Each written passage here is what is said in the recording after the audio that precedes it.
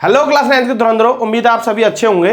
आज करने वाले हैं बेटा हम आपकी एक्सरसाइज सेट 4.4 का क्वेश्चन नंबर 1। और सिर्फ क्वेश्चन को सॉल्व करना हमारा मकसद बिल्कुल भी नहीं है, इसीलिए तो बोर्ड पे लेके बैठा हूं। नहीं तो पेपर पेन पे जैसे और सभी करा रहे हैं उसी तरीके से करा सकते थे। देखो, मेन जो चीज है ना, 10 मिनट लगेंगे मुश्किल से मैं आपके लूंगा। आपको डिसाइड कर लेना कि फिर आगे की वीडियोज आपको देखनी है नहीं, क्योंकि हमने कंप्लीट जो गणित मंजरी आपकी बुक है उसका सॉल्यूशन कराना है, उसका एक्सप्लेनेशन कराना है। क्वेश्चन आपका ये कह रहा है fill in the blanks to complete the following identity. इस आइडेंटिटी को सॉल्व करके इसको फिल कीजिए। उससे पहले ये समझो ये है क्या चीज। ये है एक क्वाड्रेटिक एक्सप्रेशन। मतलब कि क्वाड्रेटिक क्या होती है, a x square plus b x plus c. मतलब जो वेरिएबल है उसकी पावर 2 होती है तो क्वाड्रेटिक बोलते हैं, 1 है तो लीनियर बोलते हैं, और 3 है तो क्यूबिक हो जाती है, 4 है तो बाई क्वाड्रेटिक हो जाती है। अब बात करेंगे सिर्फ इसकी, तो इसको हमें फैक्टराइज करना है। फैक्टराइज मतलब कि दो नंबर बताने हैं, ऑब्वियस सी बात है वो वेरिएबल की फॉर्म में ही होंगे, उनका प्रोडक्ट करें तो ये आए और दोनों तरफ सेम चीज होगी तो वो आइडेंटिटी बन जाएगी। एक छोटा सा क्वेश्चन बनता है यहीं से कि आइडेंटिटी और इक्वेशन में क्या डिफरेंस है। अगर पता है तो कमेंट करके जरूर बताएं। ये आइडेंटिटी बोलते किसको है वो बता दो। चलो, इसको आपको कंपैरिजन करना है इससे, a x square plus b x plus c. ऐसे कोई भी क्वाड्रेटिक आप देखोगे उसको अगर फैक्टराइज करना है या सॉल्व करना है तो आपको सिर्फ इसका इससे कंपैरिजन करना है और ए बी सी की वैल्यू निकाल लेनी है। जैसे कि यहाँ पे ए की वैल्यू है 1, जो एक्स स्क्वायर का कोफिशिएंट है, मतलब एक्स स्क्वायर के सामने जो भी मल्टीप्लाई हो रहा होगा सिर्फ वो, एक्स के साथ नहीं, सिर्फ उसके सामने। तो यहाँ पे तो एक्स स्क्वायर नहीं है, यहाँ एस है वेरिएबल, तो एस ले लेंगे। अब एस स्क्वायर के सामने यहाँ पे क्या दिख रहा है आपको, 1 मल्टीप्लाई। कुछ बोलेंगे सर यहाँ पे कुछ है ही नहीं, तो जीरो। देखो, जीरो अगर मल्टीप्लाई में होता तो ये पूरी टर्म जीरो हो जाएगी, तो जीरो होने पे तो ये क्वाड्रेटिक बचेगा ही नहीं। तो जीरो नहीं है, जहां कुछ नहीं होता वहां 1 तो होता ही है, ठीक है ना, क्योंकि 1 से मल्टीप्लाई करने पे कोई फर्क नहीं पड़ता है। तो ये 1 हो गया ए की वैल्यू। बी की वैल्यू क्या हो गई, जो एस का कोफिशिएंट यानी एक्स का कोफिशिएंट है। अब क्योंकि प्लस है स्टैंडर्ड फॉर्म में तो यहाँ पे माइनस का साइन है तो वो भी साथ में आएगा, तो बी की वैल्यू हो गई -11। एंड सी की वैल्यू जो यहाँ कॉन्स्टेंट टर्म है साइन के साथ लेनी है, ये है 24। तो पहला जो स्टेप है आपका वो है a इंटू सी, ठीक है। तो यहाँ पे a हमारा 1 है और c 24 है, तो 1 इंटू 24 मीन्स 24। अगर 1 नहीं होता कुछ और होता तो अलग आता। अब आपका जो नेक्स्ट स्टेप है वो क्या है बेटा, कि जो 24 है उसके फैक्टर करने हैं, और फैक्टर ऐसे करने हैं कि उसका सम ये आए, ठीक है। तो हमें पता है कि फैक्टर हमें क्या चाहिए, 24। तो हमें 24 ऐसे दो नंबर चाहिए जिनकी मल्टीप्लाई करके 24 आए, ठीक है, और प्लस में 24 आए। जब भी प्रोडक्ट हमें पॉजिटिव चाहिए, क्या चीज, प्रोडक्ट हमें पॉजिटिव चाहिए, तो पॉजिटिव प्रोडक्ट कब हो सकता है, जब या तो दोनों नेगेटिव हो, ठीक है, इनका प्रोडक्ट करेंगे तो पॉजिटिव हो गया, या दोनों ही पॉजिटिव हो तब पॉजिटिव होता है। ये चीज दोनों नंबर का पता करने का तरीका है कि दोनों नंबर किस नेचर के होंगे, पॉजिटिव या नेगेटिव। तो प्रोडक्ट पॉजिटिव चाहिए वो इन्हीं दो कंडीशन में, या तो दोनों नेगेटिव या दोनों पॉजिटिव। फिर देखेंगे हमें सम किस में चाहिए। सम मतलब ये वाला जो नंबर है, ये है -11। बी की जो वैल्यू है वो हमें देखनी किस में चाहिए। -11 कब पॉसिबल है, क्या दोनों नंबर प्लस के लिए तब पॉसिबल है या दोनों नेगेटिव। ऑब्वियस सी बात है दोनों नेगेटिव लेंगे, जैसे -2 -3 जोड़ के -5 हो गया, तो दोनों नेगेटिव लेंगे तभी सम नेगेटिव आएगा, नहीं तो नहीं आएगा। ये बहुत इंपॉर्टेंट चीज है पता करने का कि साइन कैसे लेने हैं। चलो, अब दो नंबर सोचो जिनका सम मतलब जोड़े तो 11 आए, क्योंकि दोनों माइनस लेंगे, और मल्टीप्लाई करें तो 24 आए। तो 8 और 3 जा, 8 और 3 मल्टीप्लाई करेंगे तो 24, माइनस के लेंगे दोनों, माइनस माइनस प्लस हो जाएगा, और जब जोड़ेंगे तो 11 हो जाएगा, ठीक है। तो यही फैक्टर लेने हैं हमें, 8 एंड 3। बस आपको कुछ नहीं करना है, इसको खोल के लिख देना है as it is, S square minus जो फैक्टर किया था हमने, -8s -3s प्लस 24। अब आप देखोगे यहां से यहां तक हमने क्या चेंज किया है, कुछ भी चेंज नहीं किया है, बस 11s को हमने इस फॉर्म में लिख दिया है ना। जैसे अगर कहीं पे 5 लिख रहा है तो मैं 5 को अगर लिख दूं क्या, 3 + 2 लिख सकते हैं, वही चीज लिखी है। 11s को लिख दिया हमने -8s -3s जोड़ के वापस से 11 है, यहाँ 24 एज इट इज है, यहाँ S square as it is है। अब उसके बाद क्या काम करना है बेटा, आपको एस कॉमन दिख रहा है, पहली दो टर्म में से जो भी कॉमन दिख रहा है वो उठा लो। नंबर तो कोई कॉमन है नहीं, तो एस ही कॉमन है, तो एस कॉमन ले लिया, तो यहाँ क्या बच गया, 1s माइनस एस चला गया, तो यहाँ पे बच गया 8।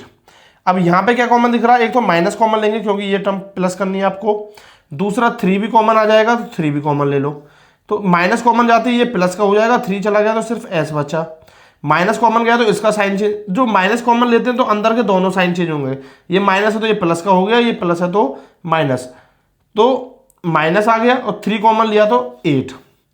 वापस से मल्टीप्लाई करके देख लिया करो कॉमन आपका सही है या नहीं, कैसे, -3 के एस से मल्टीप्लाई करोगे तो -3s माइनस माइनस प्लस और 3 8 जा 24, ठीक है। अब s -8 को कॉमन ले लेंगे इस पूरे में से, तो s -8 जैसे ही कॉमन लिया तो यहाँ पे क्या बच गया s और यहाँ पे बच गया -3। बस यही तो पूछ रहा था कि इन ब्रैकेट्स में क्या आएगा, तो हम बता देंगे s -8 और s -3। उम्मीद है आपको अच्छे से समझ में आ गई होगी, फिर भी जो नेक्स्ट पार्ट है इसके वो करेंगे और अच्छे से आपको बेहतर तरीके से समझ में आ जाएगा। चलिए अब देखते हैं आपका नेक्स्ट पार्ट। सेकंड पार्ट क्या कह रहा है, ब्रैकेट इक्वल दिस। अब देखो यहाँ पे इन्होंने क्वाड्रेटिक दे दिया, इसके फैक्टर यहाँ पे दिखाए हैं, कोई दिक्कत नहीं, हम इसको सॉल्व करेंगे राइट हैंड साइड को, तो हम राइट हैंड साइड को सॉल्व कर लेते हैं, राइट हैंड साइड। तो इसको कंपेरिजन करें ए और बी की वैल्यू, तो ए की वैल्यू आपको दिख रही है क्या 3, बी की वैल्यू दिख रही है आपको -4 एंड सी की वैल्यू क्या दिख रही है आपको -7, ठीक है। और ये जो वर्क है ना ये आप साइड में ही करेंगे, इसका कोई नेसेसरी नहीं है कि आपको इसमें दिखाना है, ये आप साइड में करेंगे, a इंटू सी कर लेंगे। और कई बार तो आप जब करोगे ना प्रैक्टिस तो ये मन में ही करने लग जाओगे, इसको आप लिखोगे भी नहीं।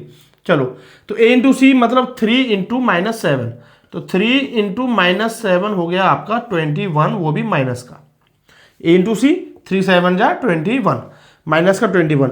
अब आपको देखना है -21 फैक्टर चाहिए हमें, ऐसे दो नंबर जिनकी मल्टीप्लाई करें तो -21 आए। उससे पहले आपको साइन देखना है, नंबर तो बाद में देखेंगे। प्रोडक्ट में चाहिए नेगेटिव। प्रोडक्ट नेगेटिव कब पॉसिबल है, जब दो में से एक नंबर नेगेटिव हो, या तो ये वाला, ठीक है ना, नेगेटिव हो, ये पॉजिटिव हो, तो मल्टीप्लाई होके एक ही कंडीशन है पॉसिबल, जब दोनों में से एक नेगेटिव होगा तभी प्रोडक्ट नेगेटिव होता है, अदरवाइज पॉजिटिव हो जाता है। चलो सम कितना चाहिए, सम हमें चाहिए -4, बी वाला जो पार्ट है। तो ऐसे दो नंबर चाहिए जब दो में से एक नंबर नेगेटिव हो एक पॉजिटिव हो तो वो सब्ट्रैक्ट ही करता है, ये बात आपको अच्छे से पता होगी। तो सब्ट्रैक्ट करेगा तो ऐसे दो नंबर चाहिए जिनका सब्ट्रैक्ट करके 4 बचे, और बचे भी किसका, माइनस का, तो बड़ा वाला नंबर माइनस ले लेंगे। ऐसे पता चलता है हमें कि नंबर्स का साइन क्या रखना है। चलो तो नंबर क्या होगा, 7 3 21, और 7 में से 3 जाएंगे तो -4 ही बचेगा, माइनस वाला नंबर बड़ा ले लेंगे। तो हमारे फैक्टर मिल गए, अब इसको हम यहाँ कर देंगे, तो 3x square -7x plus 3x -7।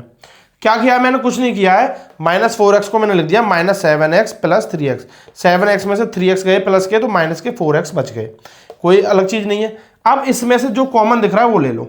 अब कुछ बच्चे ये कंफ्यूजन हो सकते हैं, सर -7x पहले लेना है या बाद में, या 3x पहले, ये कैसे पता चले, कोई फर्क नहीं पड़ेगा, पहले 3x भी ले लोगे तब भी आंसर वही आएगा, ठीक है ना, कोई अलग नहीं होता। ये 7x -7x उधर लिख लो, 3x इधर लिख लो, तब भी वही आएगा। देखो अब इसमें से मैं अगर x कॉमन ले लूँ तो यहाँ क्या बचेगा 3, क्योंकि नंबर तो कॉमन है नहीं 3 और 7 में कुछ भी, और एक x बच जाएगा, x स्क्वायर में से x गया तो x तो बचा ही ना, -x चला गया तो ये हो गया 7, ठीक है। इसमें क्या कॉमन दिख रहा है, कुछ भी कॉमन नहीं दिख रहा है, तो +1, एटलीस्ट +1 तो कॉमन लेना ही है। प्लस कॉमन लेने से साइन में कोई फर्क नहीं पड़ता और 1 कॉमन लेने से नंबर पे कोई फर्क नहीं पड़ता है। तो +1 एक न्यूट्रल नंबर है जिससे आप कॉमन ले सकते हो। जैसे कॉमन लिया ये हो गया 3x -7। अब हम 3x -7 कॉमन लेंगे, कोशिश करनी है आपको दूसरे ब्रैकेट में वही आए जो पहले में है।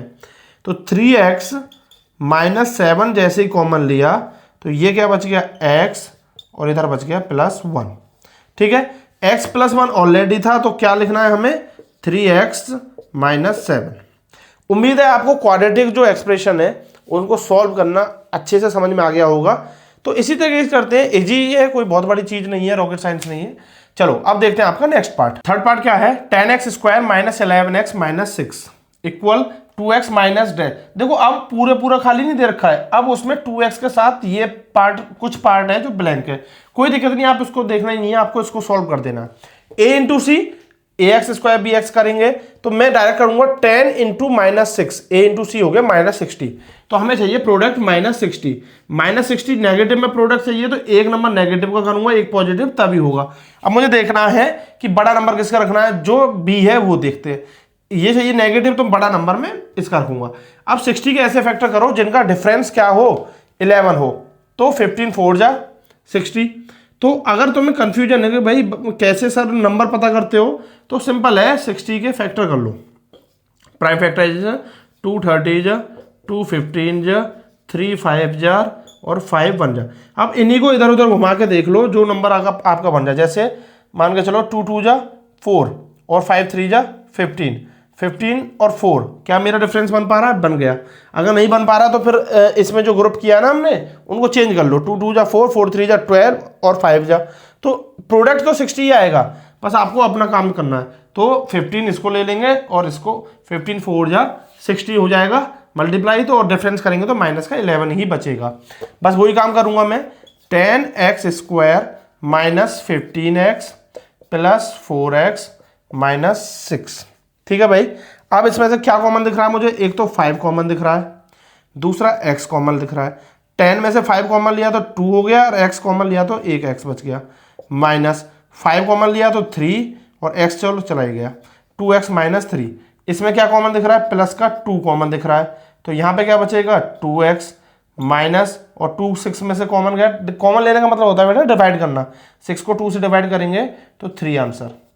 2x माइनस 3 कॉमन आ जाएगा, 2x माइनस 3 जैसी कॉमन लेंगे तो यहाँ क्या बचा? 5x plus 2।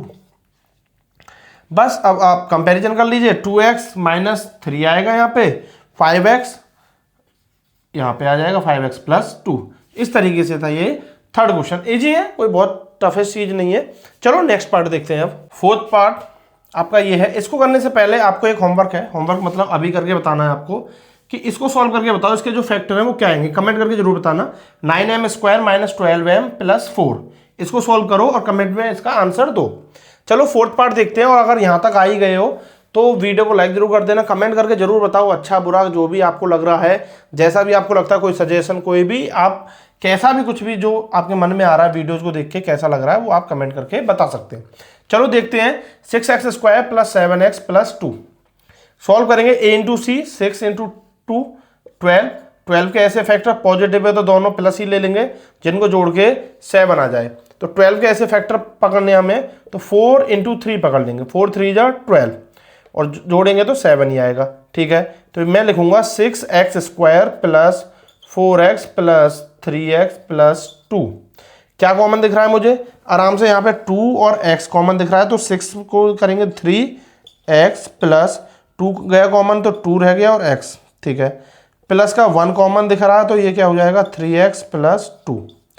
3x प्लस 2 को कॉमन ले लेते हैं तो यहाँ क्या हो गया? 2x plus 1। ठीक है भाई, तो 3x प्लस 2 और 2x प्लस 1, ये हो गया आपका फोर्थ पार्ट। और इसका जो भी आंसर है वो कमेंट करके बताइए। तो ये था आपका फर्स्ट क्वेश्चन का लास्ट पार्ट। उम्मीद आपको अच्छे से समझ में आ गया होगा। मिलते हैं आपको नेक्स्ट वीडियो में, उसमें हम नेक्स्ट पार्ट कराएंगे। तब तक के लिए आप मजेदार तरीके से पढ़िए, पेपर पेन लेके, बुक लेके, नोटबुक लेके बैठा करिए। सिर्फ देखने से आपको मैथमेटिक्स नहीं आएगा, करने से आएगा। और जो भी प्रॉब्लम हो आप कमेंट करके बताइए, मैं आपकी मदद के लिए तैयार हूँ। आपको किसी भी चीज़ की टेंशन लेने की जरूरत नहीं है। पूरी गणित मंजरी, पूरी क्लास 9 10th आपका कंप्लीट यहाँ पे मिलने वाला है, तो कोई भी किसी भी तरीके की टेंशन मत लीजिए। चलिए मिलते हैं नेक्स्ट वीडियो में। Till then take care, bye bye, over and out.